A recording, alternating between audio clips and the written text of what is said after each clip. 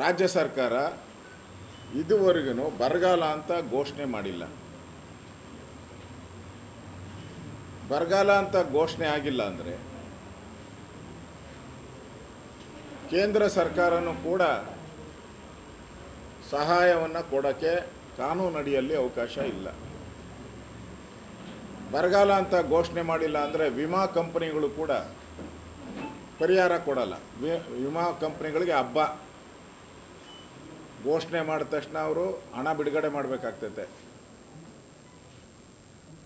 ಇವತ್ತು ರೈತರು ನಾನು ಹೋಗಿ ಭೇಟಿ ಮಾಡಿದಾಗ, ಚಿತ್ರದುರ್ಗ, ದಾವಣಗೆರೆ ಜಿಲ್ಲೆಗಳಲ್ಲಿ ಭೇಟಿ ಮಾಡಿದಾಗ ಫಸ್ಟ್ ಬರ ಅಂತ ಘೋಷಣೆ ಮಾಡಿ ನಮ್ಗೆ ಅಟ್ಲೀಸ್ಟ್ ಆ ಇನ್ಶೂರೆನ್ಸ್ ಹಣ ಆದರೂ ಬರ್ತೈತೆ ಅಂತ, ಬೆಳೆ ವಿಮೆ ಆದರೂ ಬರ್ತೈತೆ. ಅದು ಮಾಡ್ತಾ ಇಲ್ಲ. ಇವತ್ತು ಇಡೀ ಸರ್ಕಾರ ಕಳೆದ 2 ದಿನದಿಂದನೂ ಕೂಡ ಡೆಲ್ಲಿಯಲ್ಲಿದೆ. ಕಳೆದ 15 ದಿನ, ಒಂದು ತಿಂಗಳಿಂದನೂ ಕೂಡ ಡೆಲ್ಲಿಯಲ್ಲೇ ವಾಸ್ತವ್ಯ ಮುಖ್ಯಮಂತ್ರಿ. ರಾಜ್ಯದ ರೈತರ ಬವಣೆಯನ್ನು ಕೇಳಬೇಕಾಗಿತ್ತು, ಎಲ್ಲ ಜಿಲ್ಲೆಗಳಲ್ಲಿ ಪ್ರವಾಸ ಮಾಡಬೇಕಾಗಿತ್ತು. ಅದನ್ನು ಬಿಟ್ಟು ಡಿ ಕೆ ಶಿವಕುಮಾರ್ ಅವರು ಮುಖ್ಯಮಂತ್ರಿ ಆದಮೇಲೆ ಅವ್ರ ಸಾಧನೆ ಏನು ಅಂದರೆ ಏನೂ ಇಲ್ಲ, ಶೂನ್ಯ. ಅವ್ರು ಬಂದು 2 ತಿಂಗಳಾಗಿದೆ ಮುಖ್ಯಮಂತ್ರಿಯಾಗಿ. ಸಾಧನೆ ಅಂದರೆ ಶೂನ್ಯ. ಅವರು ಏನೂ ಇಲ್ಲ, ಹೇಳ್ಕೊಳ ಅಂಥದ್ದು ಏನೂ ಇಲ್ಲ. ಈಗ ಸಿದ್ದರಾಮಯ್ಯನವ್ರನ್ನ ಹೊರ ಹಾಕಿ ಇವರು ಮುಖ್ಯಮಂತ್ರಿ ಆದರು, ಏನೋ ದೊಡ್ಡ ಸಾಧನೆ ಆಗೋಗುತ್ತೆ, ಏನೋ ಯೋಜನೆಗಳು ಬರ್ತೈತೆ ಅಂತ ಹೇಳಿದ್ರೆ ಡಿ ಕೆ ಶಿವಕುಮಾರ್ ಮುಖ್ಯಮಂತ್ರಿಯಾಗಿ 0 ಸಾಧನೆ ಏನು ಮಾಡಲೇ ಇಲ್ಲ. ಇವತ್ತು ಬರಗಾಲ ಬಂದಿದೆ. ಮಲೆನಾಡು ಪ್ರದೇಶದಲ್ಲಿ 43% ಡೆಫಿಷಿಟ್ ಇದೆ, ಕರಾವಳಿಯಲ್ಲಿ 35% ಇದೆ, ಉತ್ತರ ಒಳನಾಡಿನಲ್ಲಿ 33% ಇದೆ, ದಕ್ಷಿಣ ಒಳನಾಡಲ್ಲಿ 31%. ಇವತ್ತು ಬಿತ್ತನೆಗೆ ದಾವಣಗೆರೆ ಜಿಲ್ಲೆಯಲ್ಲಿ ಮತ್ತು ಚಿತ್ರದುರ್ಗ ಜಿಲ್ಲೆಯಲ್ಲಿ ಬಿತ್ತನೆ ಆಗಿರುವಂಥದ್ದು 19% ಮಾತ್ರ. ಇನ್ನು 81% ಬಿತ್ತನೆ ಆಗಿಲ್ಲ. ಯಾರೋ ಫಸ್ಟ್ ಬೆಳೆಗೆ ಬಂದಾಗ ಸೂರ್ಯಕಾಂತಿ ಆ ಥರದ್ದೊಂದು ಬಿತ್ತನೆ ಮಾಡಿದರು. ಈಗ ಸೂರ್ಯಕಾಂತಿನೂ 50 ದಿನ ಆಗಿ ಬಿತ್ತನೆ ಆದರೂ ಕೂಡ ಸೂರ್ಯಕಾಂತಿನೂ ಇನ್ನೂ ಹೂನೇ ಬಿಟ್ಟಿಲ್ಲ. ಇನ್ನು ಮಳೆ ಬಂದರೂ ಬಿಡೋ ಪ್ರಶ್ನೆನೇ ಇಲ್ಲ. ಈಗ ನಾನು ಅಡಿಕೆ ತೋಟಕ್ಕೆ ಹೋಗಿದ್ದೆ, ಸುಳಿಯೆಲ್ಲ ಒಣಗೋಗ್ಬಿಟ್ಟಿದೆ, ಗರಿಗಳಂತೂ ಒಣಗಿ ಬಿದ್ದಿದೆ.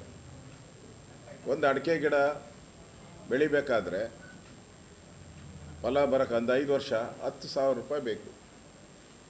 ಇವಾಗ ರಾಜ್ಯ ಸರ್ಕಾರ ಒಂದು ಅಡಿಕೆ ಗಿಡಕ್ಕೆ 16 ರೂಪಾಯಿ ಕೊಡ್ತಾಯಿದೆ. ಅಂದರೆ ನೀವು ಅಂಗಡಿಗೆ ಹೋಗಿ ಒಂದು ಕ್ಯಾಬರೀಸ್ ಚಾಕ್ಲೇಟ್ ತೊಗೊಂಡ್ರೆ 16 ರೂಪಾಯಿ ಕೊಡಬೇಕು.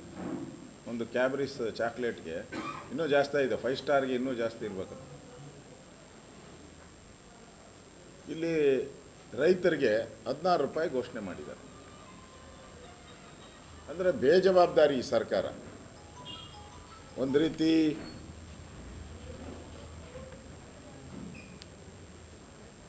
ರಾಜ್ಯ ಸರ್ಕಾರದ ಖಜಾನೆ ಖಾಲಿ ಆಗಿದೆ. ರಾಜ್ಯದ ಎಲ್ಲ ಜಲಾಶಯಗಳ ನೀರು ಕೂಡ ಖಾಲಿ.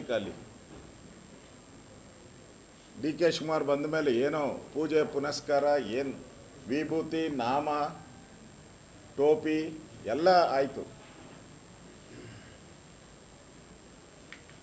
ಆದರೆ ಬರಗಾಲ ಬಂದ್ಬಿಡ್ತಿದೆ. ಈಗ ಕೇಂದ್ರ ಸರ್ಕಾರಕ್ಕೆ ಕೇಳ್ತಾ ಇದ್ದಾರೆ, ನಮ್ಗೆ 10,000 ರೂಪಾಯಿ ಕೋಟಿ ಕೊಡಿ ಅಂತ.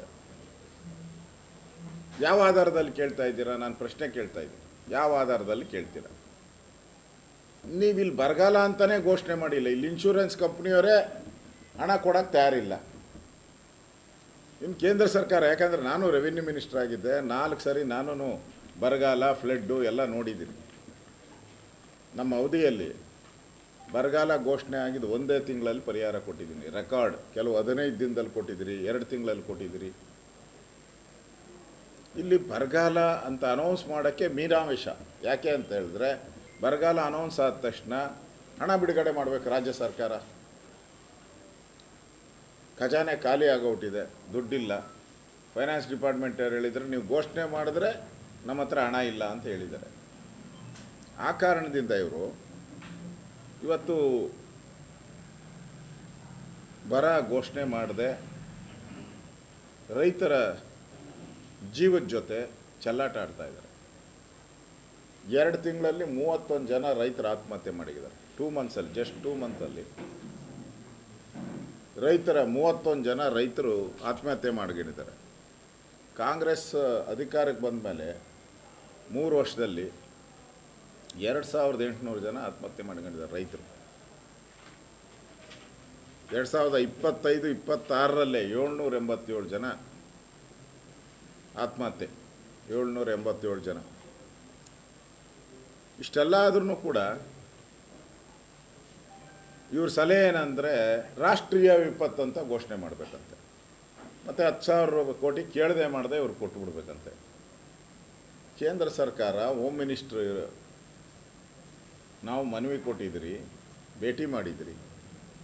ಒಂದು ರಾಜ್ಯಕ್ಕೋಸ್ಕರ ಅವ್ರೇನು ಸಭೆ ಕರೆಯಲ್ಲ. ದೇಶದಲ್ಲಿರುವಂಥ ಎಲ್ಲ ರಾಜ್ಯದಲ್ಲಿ ಎಲ್ಲೆಲ್ಲಿ ಫ್ಲಡ್ ಆಗಿದೆ, ಎಲ್ಲೆಲ್ಲಿ ಬರಗಾಲ ಬಂದಿದೆ ಎಲ್ಲ ಸೇರಿ ಒಂದೇ ಮೀಟಿಂಗ್ ಮಾಡೋದು. ಆ ಮೀಟಿಂಗಲ್ಲಿ ಯಾವ್ಯಾವ ರಾಜ್ಯದವರು ಸಬ್ಮಿಟ್ ಮಾಡಿರ್ತಾರೆ ರಿಪೋರ್ಟ್ಗಳನ್ನು, ಆ ಆಧಾರದ ಮೇಲೆ ಕೇಂದ್ರ ಸರ್ಕಾರ ಹಣ ಬಿಡುಗಡೆ ಮಾಡ್ತದೆ. ಎಲ್ಲ ರಾಜ್ಯಕ್ಕೂ, ಒಂದೇ ರಾಜ್ಯಕ್ಕೆ ಬಿಡುಗಡೆ ಮಾಡಲ್ಲ. ಒಂದೇ ರಾಜ್ಯಕ್ಕೆ ಬಿಡುಗಡೆ ಮಾಡಿದ್ರೆ ತಾರತಮ್ಯ ಶುರುವಾಗ್ತದೆ. ಬೇರೆ ರಾಜ್ಯದವ್ರು ಕೇಳ್ತಾರೆ, ಅವ್ರಿಗೆ ಯಾಕೆ ಬಿಡುಗಡೆ ಮಾಡಿದ್ರೆ ನಮ್ಗೆ ಯಾಕೆ ಮಾಡಿಲ್ಲ. ಇದು ಪ್ರೊಸೀಜರ್. ಇದು ಇವತ್ತು ನೀವು ಅದನ್ನು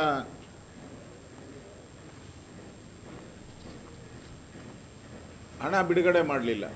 ಹಣ ಬಿಡುಗಡೆ ಮಾಡೋಕ್ಕೆ ಕೇಂದ್ರದವ್ರನ್ನ ಕೇಳ್ತಾ ಇದ್ದೀರ.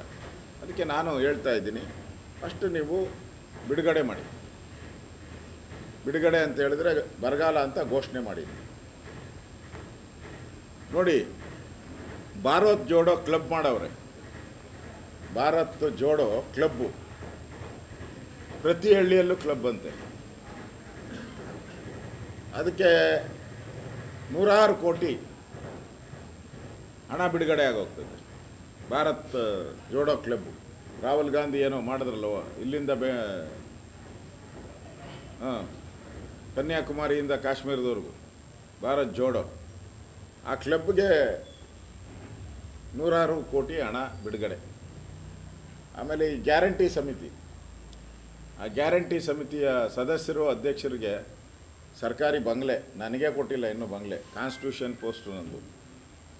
ನನಗೆ 3.5 ವರ್ಷದಿಂದ ಬಂಗ್ಲೆ ಇಲ್ಲ. ಇವರೆಲ್ಲರಿಗೂ ಬಂಗ್ಲೆಗಳು. ಅದು ವಿಧಾನಸೌಧ ಹತ್ರ.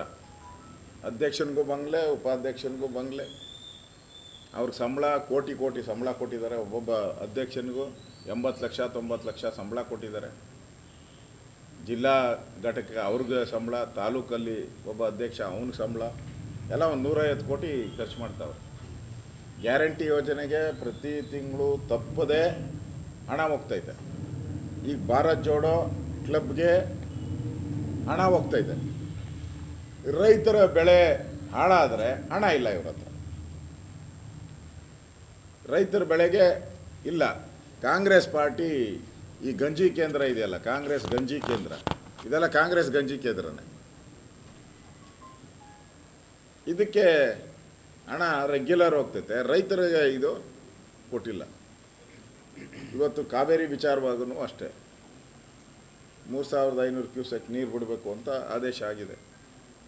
ಯಾರಿಂದ? ನಿಮ್ಮಿಂದ, ನಿಮ್ಮ ವೈಫಲ್ಯದಿಂದ ಆಗಿರೋದು. ಇಲ್ಲಿ ಬರಗಾಲ 10,000 ಕೋಟಿ ಬಿಡುವಂಥ ಕೇಂದ್ರನ ಕೇಳ್ತಾ ಇದ್ದೀರಾ, ಮತ್ತು ಕ್ಯಾಲಾಮಿಟಿ ಅಂತ ಘೋಷಣೆ ಮಾಡಿ ಅಂತ ಹೇಳಿ ಕೇಳ್ತಾ ಇದ್ದೀರಾ. ಅಲ್ಲಿ ಹೋಗಿ